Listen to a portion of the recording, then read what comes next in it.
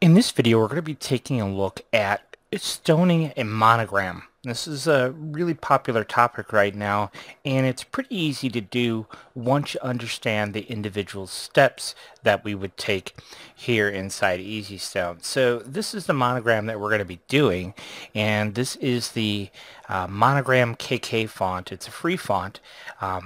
So if you go to dafont.com, you should be able to find the Monogram KK font if you want to try to use this particular font. Now what we're going to do here is we're actually going to put this monogram inside a frame that we've already created. So here is the frame that we've created, and so we're just going to resize our monogram to fit inside our frame however we want it to fit, and I think that's going to fit pretty nicely just like that. And so once we have that, we'll peel it away over to here. Alright, so this is the finished size of our monogram for this project. And so what we're going to do first is we're going to go ahead and select our entire monogram and go up to the bitmap and choose convert to bitmap. Now we wouldn't necessarily have to do that, it's just this is my routine that I would typically do. So I usually convert any vector file that I happen to have. My first step usually is to convert it to a bitmap. So we'll go ahead and convert it to a bitmap. Just leave all these settings, just whatever the defaults are is fine. And then we have a bitmap. So then we'll go over here to our specialty tab here in EasyStone and go ahead and lock that bitmap so we can't accidentally move it. Now the next thing I want to do is kind of just go on an exploratory mission to see what stone sizes are going to be most appropriate for this monogram. So what we're going to do here is come over here to the stone tab. Let's use, I don't know, let's use hot pink. That'll show up nice contrast here for the video. So what I would do first is let's right click on SS16 and choose this drop stone function and just click anywhere here on our design and drop one SS16 stone, and I can get a visual of what that stone looks like. And then I might right click on SS20 and click on that as well. And I don't know, I might even right click on SS30 here and drop one of those too. Okay. And then as long as we're dropping stones, we might as well drop 110 and we might as well drop 16. And then we'll go ahead and hit the escape key to get out of drop stone. Now the customer that I'm doing this particular monogram for, I know she has all these stone sizes. And I'll just say one thing about stone sizes is that all too often I hear, well, these are the only stones that I have. Well, to me, it's not about what stones you have. It's about what stones the design really calls for. And if you don't happen to have the stone size that the design calls for, just order them because you'll wind up with a better looking design. So the next thing I want to do is I want to kind of look at this design, and a lot of about good rhinestone design is just you as the artist more or less deciding what you want the finished product to look like. And the more designing you do, the better idea you'll have of what you want to accomplish. And so when I look at a design, I think to myself, well, there are certain elements in this design. See, like this line here is really thin compared to the S here, which is really thick. And if you look at the D and the A, they're kind of similar in thickness. And so that's why I decided I was going to use some SS30 stones, because this S is so much more bold than the D and the A. Now, we wouldn't have to use this big bold stone, but I think we're going to for this example. Let's just take a look at our A here, for example. You can see here on the left is maybe slightly thinner than what it is here on the right. And so those are little things that we may cue in on as we begin the design process. But let me just kind of share with you how I go about doing a design like this. So here's our letter A. We have all these different stone sizes. 16. So we've got all these different stone sizes we can work with for this design. So what I would do, this is a SS16 stone, and you can see that fits pretty well right there. So what I would do is I would begin by dropping one stone right there, and then as we go down, it's going to transition into a different stone size. And then we're going to take this stone and move it straight up, and then right click to make a duplicate.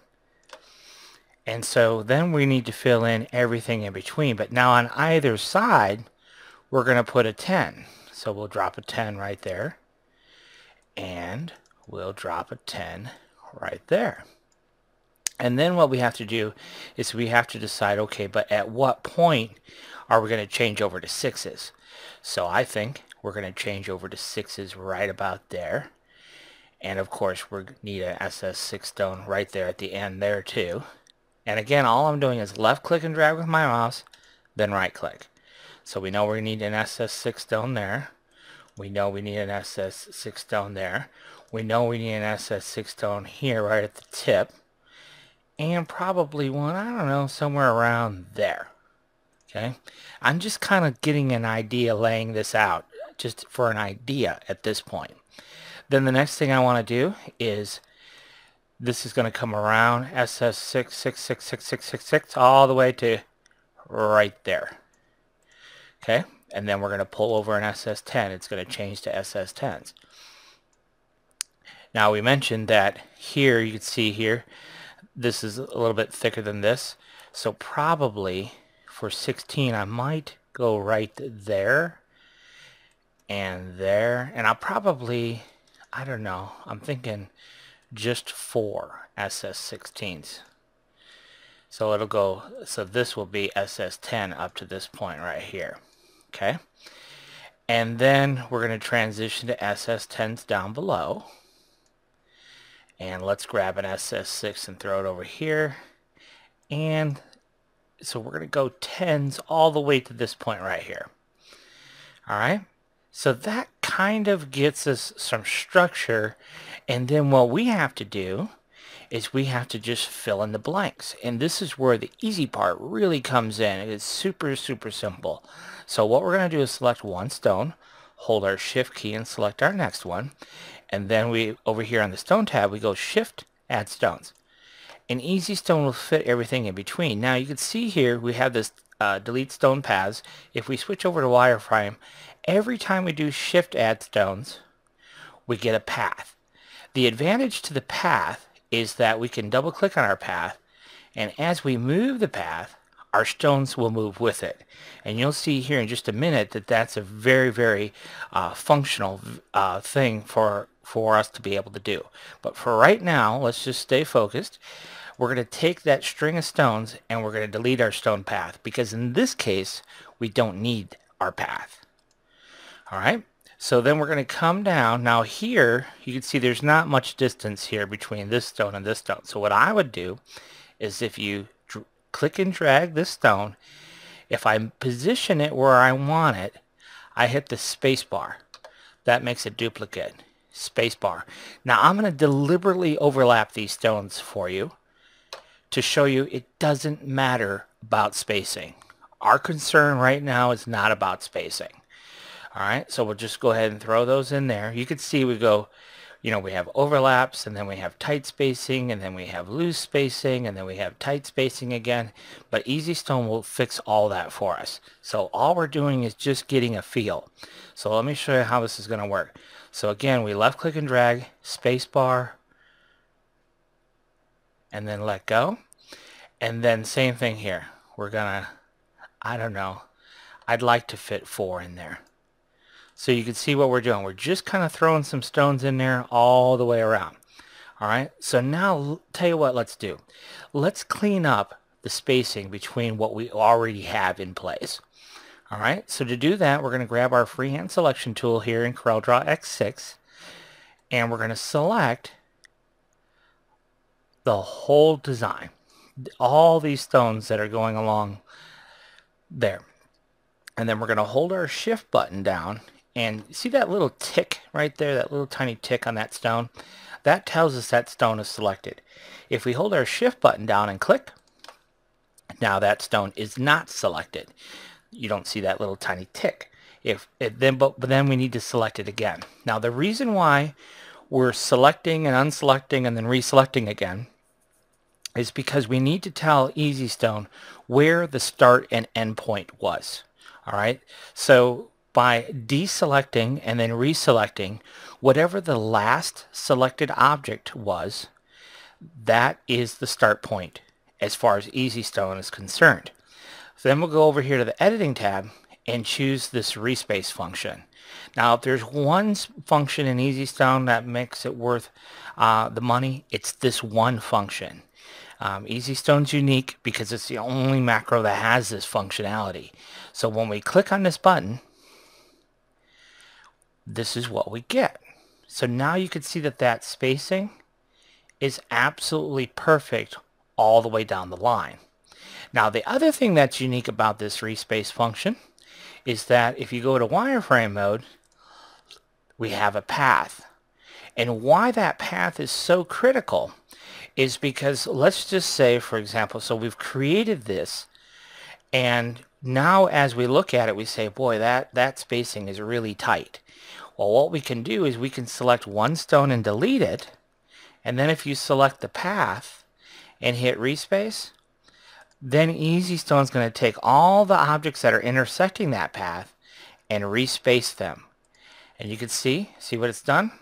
It's increased the spacing between each one of those objects, and now we can be happy with that. Okay, so we'll go ahead and delete our path because we no longer need it. So that's how easy it is to be able to create these things. So then what we need to do is we need to go ahead and put this in place here to go all the way around the bend. Now probably what I would do is grab my 3-point curve tool and just kind of come in here and loosely recreate this curve. The smaller the segments you use when you're first starting out with the 3-point curve, probably the better success you will have learning how this tool works. But you can see once you know how that tool works, super simple to create that path. Our stone size is already at 2.6, so I can come here to the stone tab and I can click on add stones, and you can see that's all filled in for you. Again, we have that path that we just created, which we no longer need, so we'll go ahead and hit delete stone paths. Go back to the enhanced mode here. So you can see now that has been taken care of. Alright, so let's go ahead and fill in this side over here. So same thing, we're going to pull this stone, spacebar, right click, and then here what we'll do is we'll just show you just a different technique. Alright, so what we're going to do here is we're going to take this stone, SS6, hold your shift key, this is an SS6 as well. Those two are now selected, so we'll hit shift add stones and it'll create a straight path. And remember before I was telling you in certain circumstances that path can be quite useful because we can double click on our path and then we can manipulate the path. If we click on one of those end nodes, either one, watch what happens. Click on that end node, look at what we get. We get these control handles, which we can then grab that control handle and really specify exactly how we want that path to be. Okay? And so once we have that path in place, we can select any stone between the first and end stone, and look at this, plus minus. See how we can add stones and fit it inside there, however we want. Or we can right click and take a stone away. And once we kind of have it the way we want it, then we'll go ahead and choose delete stones, or delete stone path rather. So now we know we don't have that path anymore. So same thing down here. We're just going to right click to make a duplicate, right click to make a duplicate. Then we need to recreate this path. So again, we'll come in here, 3-point curve tool, loosely recreate the path. Takes a little getting used to how this 3-point curve tool works, but it's quite marvelous once you understand what you're doing. So then we'll go ahead and choose add stones. It'll go ahead and fill that in for us. We'll go ahead and choose delete stone paths. And now we have this part of the A. But look at Right now, it's a hot mess. So what I usually do before I begin respacing things, what I would probably do is come in here, select the whole design, make sure there are no duplicates sitting on top of one another. So right here you can click on this button, C for check spacing. There are 4 duplicates sitting on top of one another. So it'll go ahead and dispose of those. And then we can go ahead and sort these out. Now, as I look at this design, I stayed pretty true to the original design, but as I look at this, sometimes we decide, you know what, I want to do something different. And what I want to do is on this A, I think what I want to do is take these larger stones that I used and see, this one starts here and this one starts way up here. I don't think I like that now. So what I'm going to do is I'm going to come in here and delete these smaller SS10s. And I'm going to go ahead and bring up my SX16 up to that same point, or roughly the same point as I did on this side. And we'll end it roughly at the same point too. So I don't know what that's going to look like once we space these stones out properly, but that's what we're going to do next. So again, we're going to grab our freehand pick tool and watch as we select, come down and around and through. So you can see what stones we have selected all the way around. Now we do need to set a start point. So remember, shift key to deselect, shift key to reselect. Now we've specified that last stone that we selected is now the start point. So we'll go ahead and choose editing and respace. It'll shuffle those stones along the way, and you can see now it looks pretty good. There is a path there. You can see that when we go into wireframe mode. So we'll go ahead and delete our path because we don't need that anymore. Go back to enhance mode. So that looks pretty good. So now what I'm going to do is I'm going to pull down an SS6 stone here, and then I've got to recreate this. So we'll use our 3-point curve tool. We'll do some smaller segments just because it's a little bit easier to control when we're doing the smaller segments. And our stone size, you can see, is SS6, so we'll go ahead and choose add stones. There's a path that's created which we don't need, and then we'll do the same thing over here basically. So we're just going to select this, grab our 3-point curve tool, drag out our path,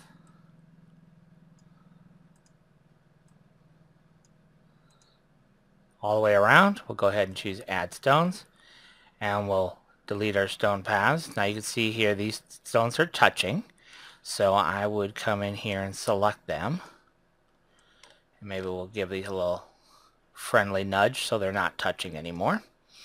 And then we just kind of have to connect the dots here, so I probably just throw maybe we'll try an SS10 in the middle there, and just for fun I'll just throw an SS6 on either side. Have no idea what that'll look like, but maybe it'll look good.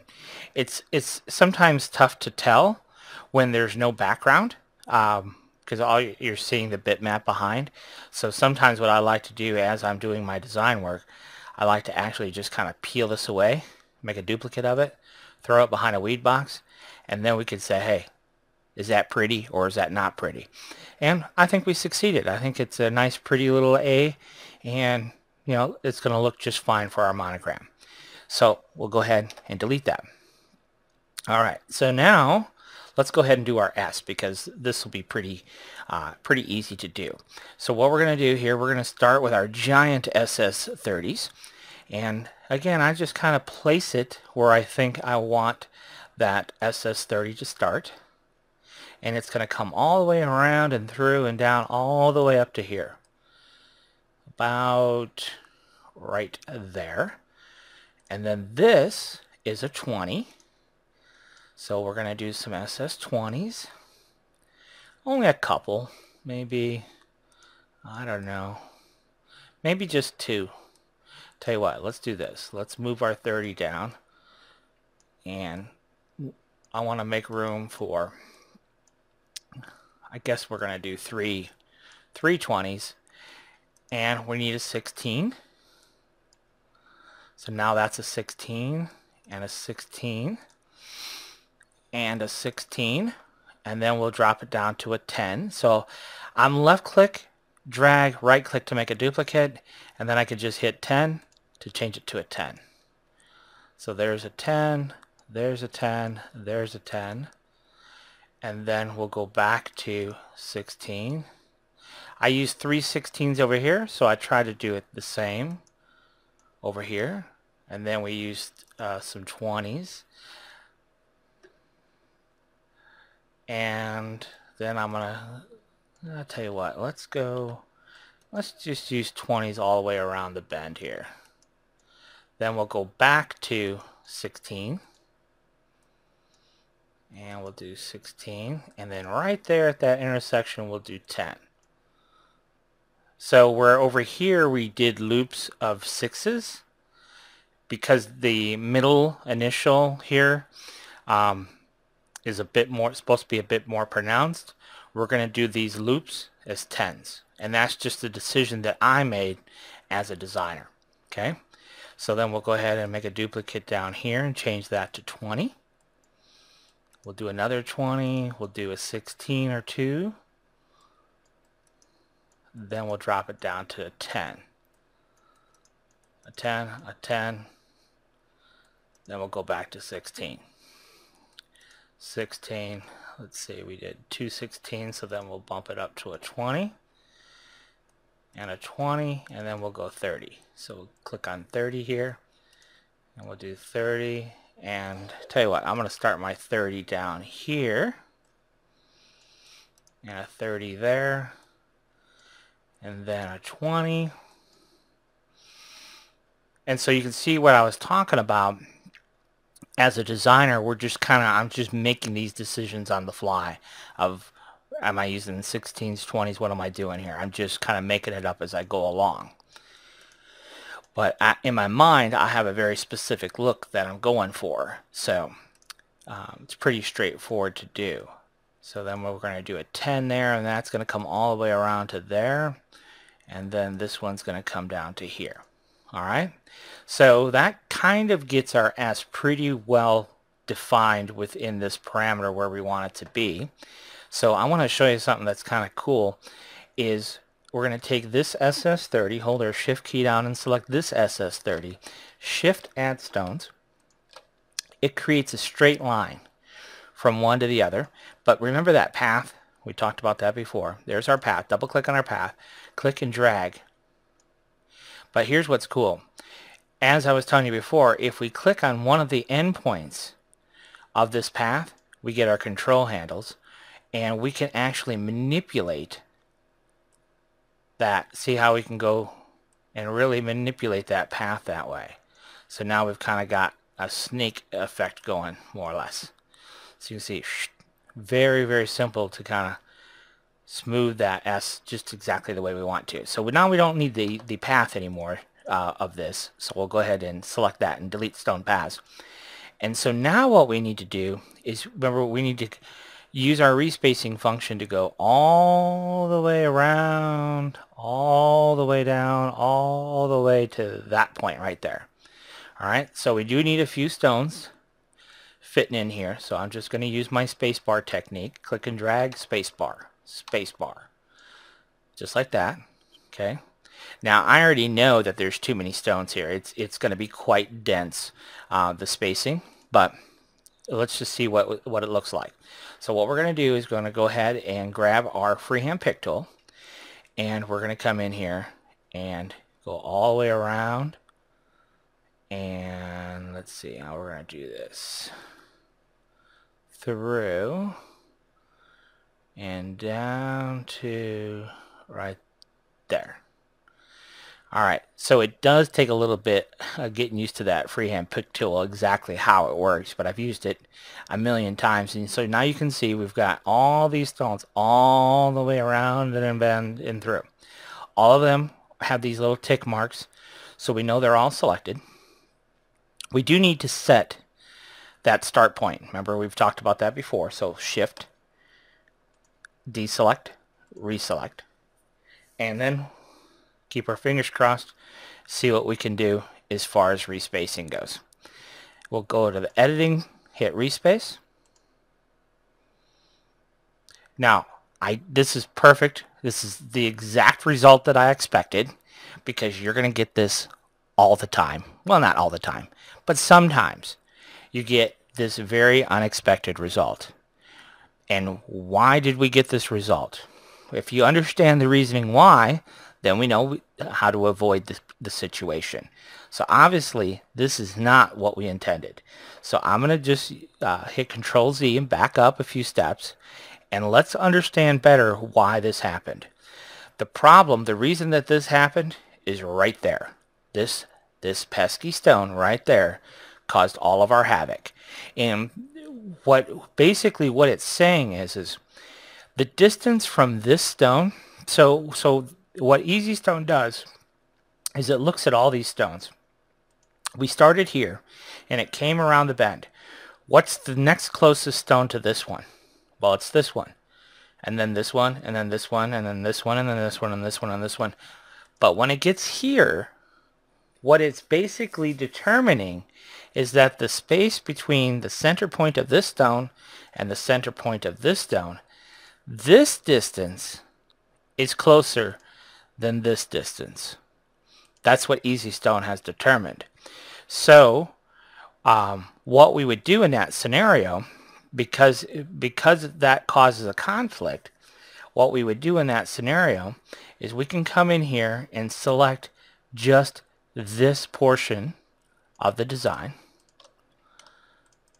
And then when we hit respace, it'll respace the stones properly up to that point. Okay, then what we can do is then we could say, okay, well, then the rest of it, we can come and we won't maybe include this one stone in the spacing. So the rest of it, we'll come in here and we'll do this, but I'll take away this stone. Okay, so then the end point will be this one. So now when I hit respace, you can see now all those stones are spaced properly up to that point there. Alright, so then what we can do is, I think this spacing is too tight. Let's go back to our wireframe mode. This spacing is a little bit too tight anyhow going around the bend here. So what I would do then, let's try this. Let's try extending this path up to this point here. Now we have two paths. So let's go ahead and you can see we have this path, which took us up to this point, but then we'll select this one. We'll join paths. So now you can see what we have is we have one path of our letter S. So I'm going to actually take away this one stone here that was causing the conflict and see what kind of additional spacing that gives us between all of these stones. So let's hit respace.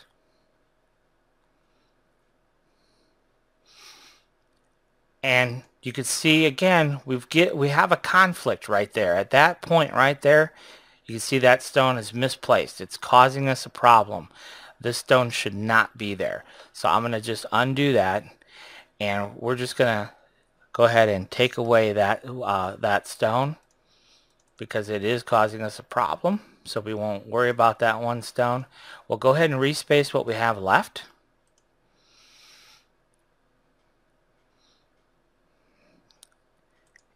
And let's see what's happening here. Okay, so now this stone becomes a problem. So let's try it again.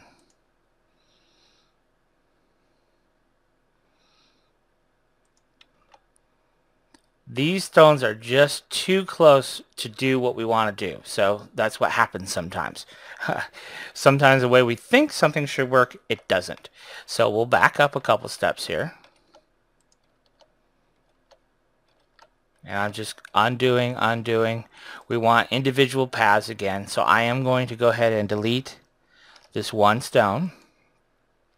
And we have that path up to this point here. So we'll hit respace there on that segment of the path.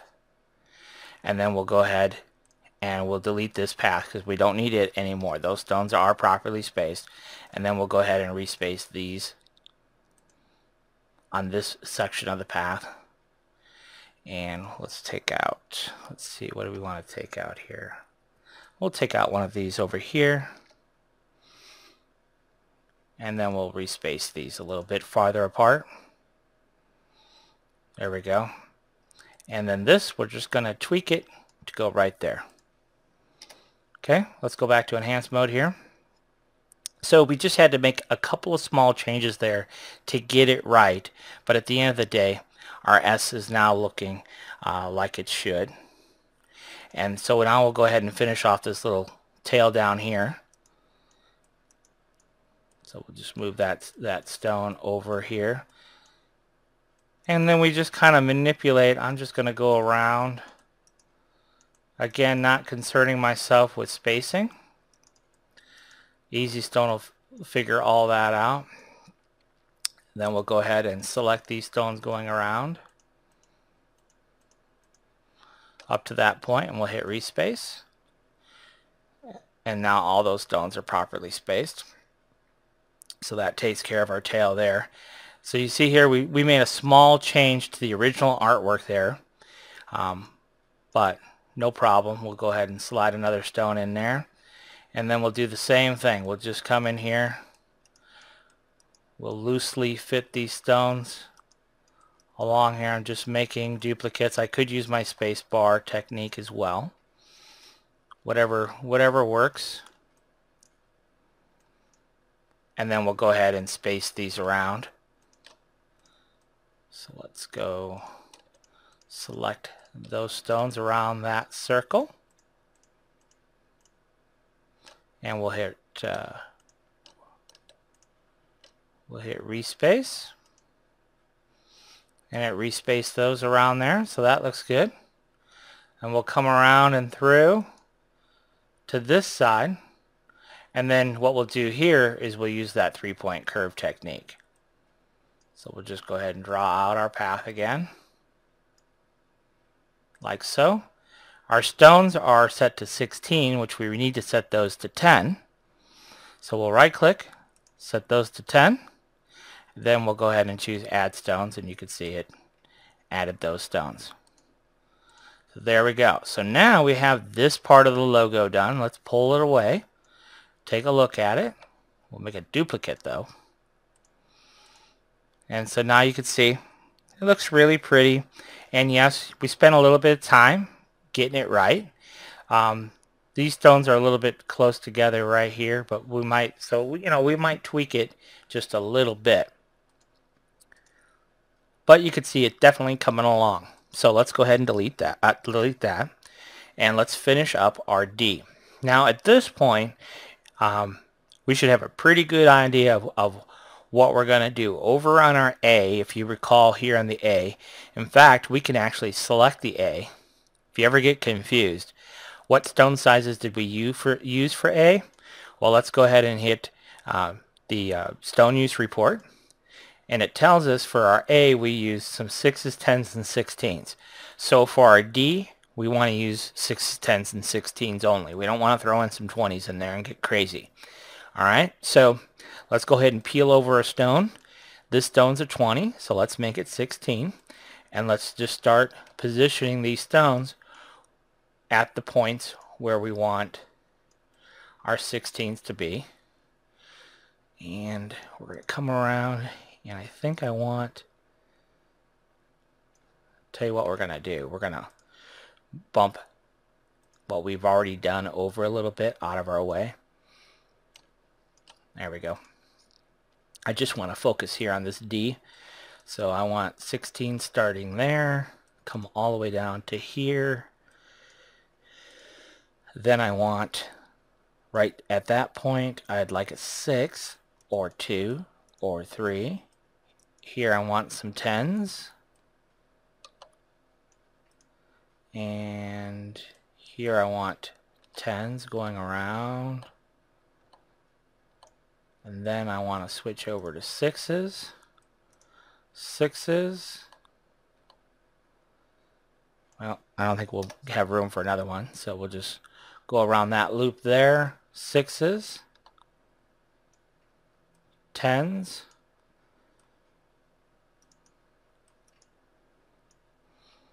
And then we'll do right here, shift add stones to drop in the 16s in between. Shift add stones, drop in the 16s in between, double click on that path, peel it over just a little bit like so, delete our stone paths. Then I want some 10s coming all the way up to this point right here. I'm going to have some 6s just like so, and then we're going to go back to 10s.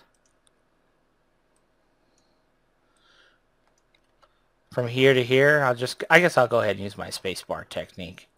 That's just as well, just as quick as any other. And then same thing here. 10, 10, 10, 16, 16, 10, 10, and then we'll drop it down to 6s, like so. I should talk a little bit too. There are some programs out there in the market that will actually take a font like this where you have various different thicknesses, and it will try to auto-determine.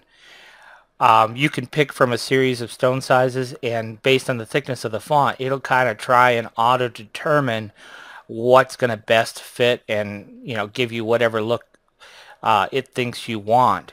But what you'll find out is, while that's kind of a nifty parlor trick, the end result isn't really truly what we would want. So by doing it this way, we're really taking control, and really if you understand the process and the technique, it's really not that complicated to do. And the end result is you'll get the exact look that you're looking for. So then we're going to go to 10s here. We decided we're going 10s up to a certain point, and then we'll switch over to 6s, like so. Alright, so now what I'm going to do is, from this point right here all the way up, I'm going to select just these stones right there. See which ones are ticked? Right there up to that intersection. Start there at the intersection, respace those for equal spacing, and then if that spacing is a little tight, we're going to delete one jumbo stone there, select the path, and respace one more time. And that's going to get us what we want. So there you go. So now that's taken care of. Alright, so now we're going to come all the way around, down and through, back to that same intersecting point. So there's our freehand pick tool. Come around and down, all the way around and through, back up here, back around to the point we started. Okay, so sometimes when you're making those complicated selections, we just got to check them out. So yes, all that is tick, tick, tick all the way up to here. I went a little crazy up here. So these are not selected. So hold your shift key down, add those, and we could tell by those tick marks. There were no tick marks. So now we've selected that whole thing. Start right here, respace all the way back to that intersection. So hit respace, and you can see that's respaced those stones perfectly all the way around. And I'm going to drop one stone, grab my path again, and respace them one more time. And it's just going to shuffle all the stones around, give it a little bit more spacing, and that's just what we want to do there. So here we'll go ahead and just fine-tune this manually, because there's only a couple of stones here going around this loop. And these are, okay, these are 10s. That's fine. All right, just what we want. All right, so then we need some 6s up here.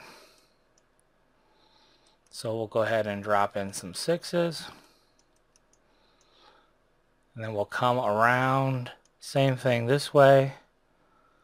We'll use our space bar to make some copies. And then we'll select those going from here all the way up. Nice equal spacing, respace.